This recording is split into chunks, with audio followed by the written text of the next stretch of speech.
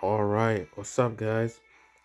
Today's video is going to be about me showcasing a game with this brand new mortar deck that I personally made.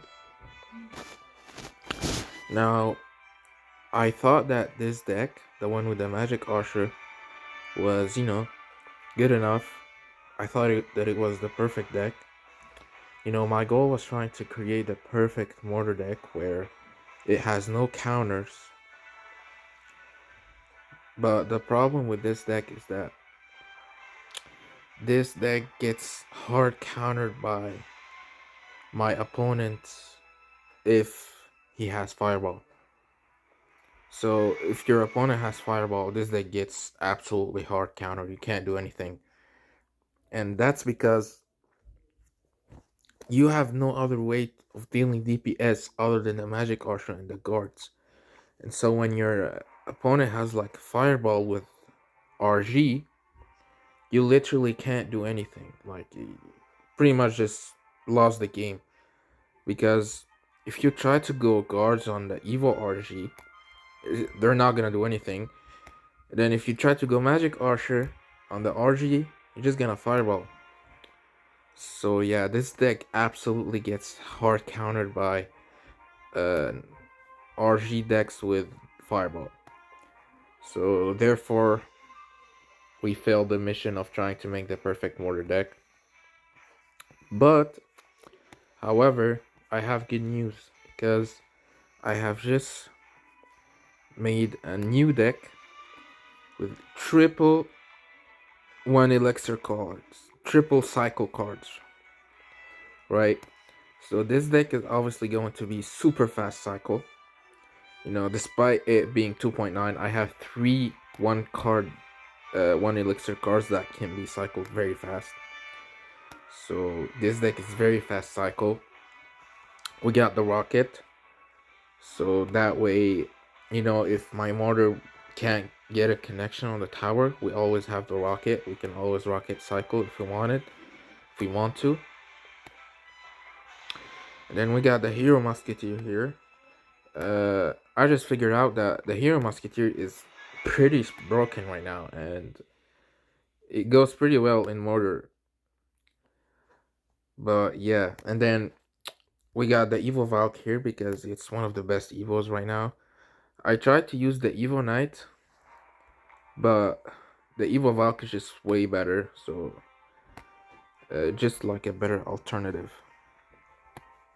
And then we got this deck. This is just the classic mortar deck with the Ice Wizard. And then with the Valkyrie, that's like the slightest change. Usually this deck goes with the Knight, but the Evil Valkyrie is better. Going Hero Knight in this deck is just not optimal because we're trying to use the Evil slot here, and like you have to run Valkyrie at this point in this deck. However, forgot to mention that this deck is the absolute hardest to play. Like, this has to be one of the hardest decks to play in the game. Like, it's even harder than Ice Bowl because, like, this deck is very hard to defend with if you're not good enough. But anyway, out of these three decks, this seems to be the best one. I haven't confirmed yet if this deck is the answer to my quest of trying to find the best mortar deck, but we will see. I think I will find the answer very soon here. Finding the best mortar deck, finding any deck, trying to make any homemade deck is going to be extremely insanely hard because you have to do a lot of testing.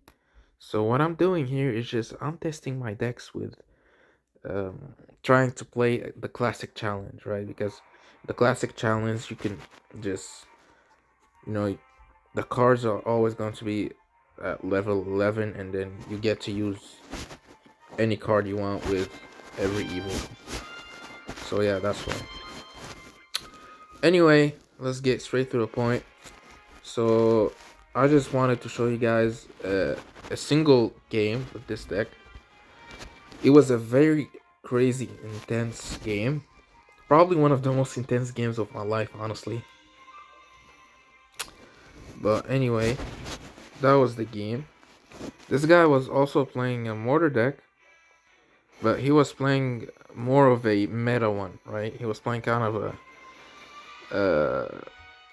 a weird version of it, but it's still pretty meta. This deck, I've seen it a lot, and it's still very much a meta deck. He was using the, what do you call it, the freaking cannon over there, and then with the giant, with the hero giant skeleton. Yeah, so, and then the dark goblin.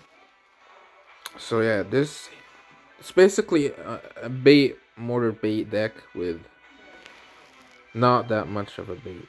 But anyway, let's go for it. Yeah, I remember that game. I was literally just like trying. At the end of the game, it got pretty intense, and I was literally just spamming cards to try and defend. My fingers were literally starting to hurt from all the card I'm placing. But anyway, in this game, the Electro Spirit helped me so much, so much. Guys, I'm telling you, if I didn't have the E Spirit in this game, I would have not won that game. That's for sure. Anyway, so here we make the first interaction with him by. So here I discovered that he had the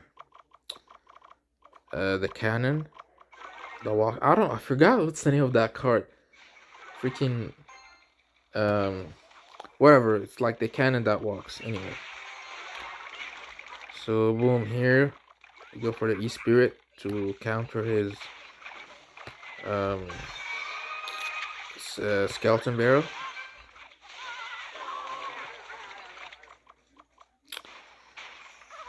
Here just goes for the mortar, nothing crazy, gets defend easily. Here, yeah, I just went for my ability anyway. Here, that wasn't, I shouldn't have went for my ability there because I knew that he had uh minions, and like he had guards to defend it in cycle, so I shouldn't have went for my ability there. Because now he's slightly up, he's up to elixir, which is not too bad. You know, it's still okay. Here I was forced to go for my evil mortar because there was no other way to defend his evil skelly barrel. So that's pretty unfortunate. But on the other hand, on the good side here, we had the Valkyrie, which absolutely counters his push there. So that was pretty nice. So here, we just go for the evil Valk. Try and get a hit on the tower. Boom, we got one. So we're up a damage at this point, and this guy hasn't done any damage to my tower yet.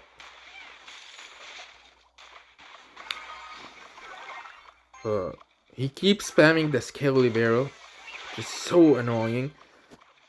Which is exactly why without the E-Spear I would have not won that game. So that's why. And also, it's pretty unfortunate that the Musketeer doesn't one-shot the minions. Which I think the Musketeer should one-shot the minions. Like, it's weird. Like, why wouldn't it? Like, realistically, it should one-shot the minions. So here I made my first major mistake in this game. I let his mortar connect on my tower, because I placed my evil mortar too late. Anyway, here we go for the mortar, we go for the E-Spirit. Probably my best way to counter his skelly barrel. Because I have literally no other way to counter the skelly barrel without, like, I don't know, maybe like a cheeky musketeer with the E-Spirit. But, you know, that's, again, I don't want to waste the musketeer on the skelly barrel. So that's why going for the mortar E-Spirit is my best option here. So, boom. So nothing crazy here. Just keep playing, trying to break through his defense. My mortar. Here I made another slight mistake here of, putting the skeletons too late. So here I just have to cycle my spears to get to my evil mortar, which is so frustrating. Like, this guy keeps making me waste my evil mortar. Like, I can't do anything here. Alright, so this is where it got pretty intense, where I just started spamming cards, trying to defend. But the hero musketeer here was just doing all the work. It was just DPSing down his whole push. So yeah, guys, I'm telling you, the only reason I won that game is because of the hero musketeer and the e-spirit. So here we just go last second rocket and try and win the game. Boom, we just won the game by like 15 HP points, which is crazy. So yeah, anyway, that was the game, guys. I'm telling you guys, the only reason I won that game is because I had the hero musketeer and the e-spirit. Without these two cards, I would have definitely lost the game, right? And then that's another good example. Like, if I had this deck, I probably would have lost that match because the hero knight won't be as good.